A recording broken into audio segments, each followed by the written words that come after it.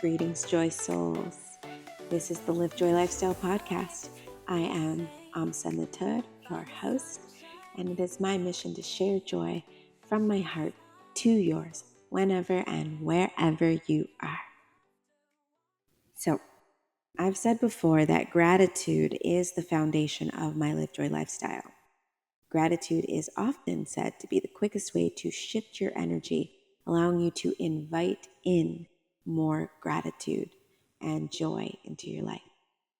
It's more than just being thankful for those big, amazing blessings, and it is a lot about recognizing the miracles in everyday moments. The practice of gratitude actually rewires the brain, helps you to shift your perspective and attract even more blessings to be grateful for. One of my favorite parts about practicing gratitude is that shift in perspective or perception. And the more that we do this, we do literally rewire our brains to see through the lens of gratitude first.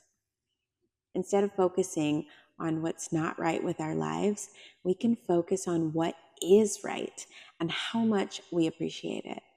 I use the concept you get what you focus on. So if we are always focusing on what isn't happy in our lives, then what are we going to keep seeing? More stuff that doesn't make us happy. Small example, I put my fanny pack down in the store so that I could try on a jacket, and I completely forgot about it. By the time I went back for it, of course, it was gone. However, I did get it back. I went to the front desk or where they have the lost and found, and I actually got everything back except for my Bluetooth headphones. And I, to this day, believe that I had more cash, and I just couldn't reconcile that someone would take some cash, but not all of it. But hey, who knows? I mean, there was cash still in my bag, plus my ID and all my credit cards. Like, come on. So yes, I decided to let go of what was missing and really focus on the fact that someone was kind enough to return my fanny pack, and that whoever stole my headphones was not excessively greedy. I am grateful that, hopefully they got exactly what they needed. They needed those headphones more than I did, and that I was able to still buy what I needed, get myself home. My car wasn't stolen, right? And I didn't have to cancel all my credit cards. I was able to invite joy and delight in this moment and actually laugh at myself and be super happy that everything was in order, that I had my fanny pack. How amazing. I could have easily gone to anger with myself and the person who stole my stuff, or frustration over not having it anymore, and the time that I wasted looking for my fanny pack. But what is the point, I ask you? Is it going to bring my headphones back? Is it going to make that person pay for what they did? Do I even need that to happen? I had everything I needed. And when we want something that we don't have, say, I want a better car, I need a new job, I want a boyfriend, more money, whatever it is, that's great. It is wonderful to have desires and to have dreams. And it's great to ask for them. But it's not helpful when we fixate on the fact that we don't have them. What does feel good is giving thanks for what we already have. And I tell you right now, gratitude is a very high vibration. I like to make sure when I'm doing my prayers and whatnot that I give gratitude for all the things, okay? Give that gratitude and then ask for what you desire. So imagine you get yourself to this super high gratitude frequency, your manifestations are going to be coming from that high vibe. How much stronger are they going to be? I have read that people who practice gratitude have higher levels of satisfaction, reduced symptoms of depression and anxiety, increased resilience during challenging times, greater optimism and a positive outlook, as well as improved self-esteem. All of that sounds real familiar to me. And I feel like it totally applies with my story. All of that was in there about the fanny pack, even the self-esteem part.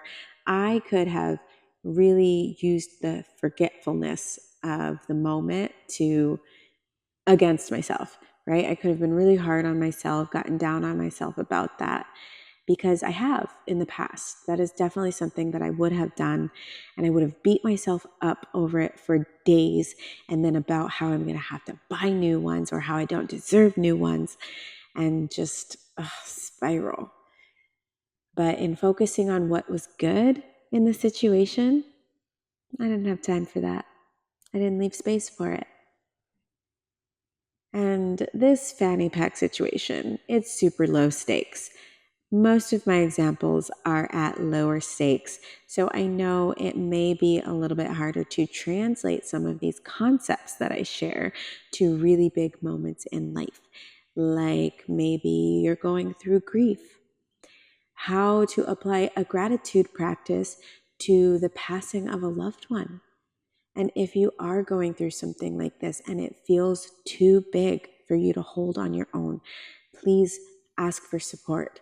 Reach out, get a coach like me, or trust in your family. Fall back on your loved ones to support you and go through it with them. And then remember, you can start gratitude anytime, anywhere. On the real, if you just start and keep it going, small and consistent, you will become more resilient, become more aware, and become more grateful. And then when life really hits, your gratitude practice is going to show up for you. I've got a few practices I want to share with you. These are good starting points. If you want to go in more depth with this, I invite you to join one of my Facebook groups. And there I go in more depth about my gratitude practices and love to talk to everyone in the group about what it is that they're doing and what they could do more if they like, and different things to try. But let's start here. I have this one practice that I still do. It's a morning practice. As soon as you wake up, open your eyes, or maybe even before you open your eyes, you give thanks for 3 things. Don't pick up your phone. Don't get out of bed. Just give the 3 things. And they don't have to be super deep, okay? But you do want to feel them and say thank you. Like, I'm so grateful for my dog. She loves me unconditionally. Thank you. I give thanks for my phone. It keeps me connected and on time.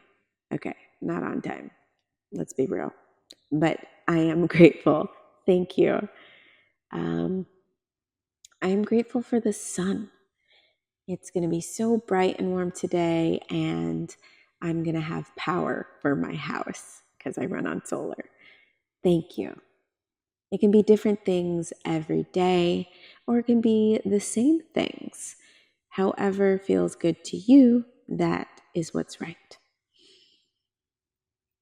Another simple practice that is also still very powerful is an evening gratitude practice where you give thanks specifically for something that happened that day. Whereas the morning practice is kind of random, whatever comes to mind, and you haven't had your day yet. So there's nothing to be grateful for that day, except for the fact that you woke up or maybe had a great sleep. But in the evening, you actually get to reflect on your day and take a look at everything that has happened, what lessons you've learned, what you have gained, and give thanks. And you can choose just one thing if you want and elaborate on that, or you can choose a few things, say 3 things. But you really, really take a moment to sit with it and allow yourself to really feel and be grateful for what you have received.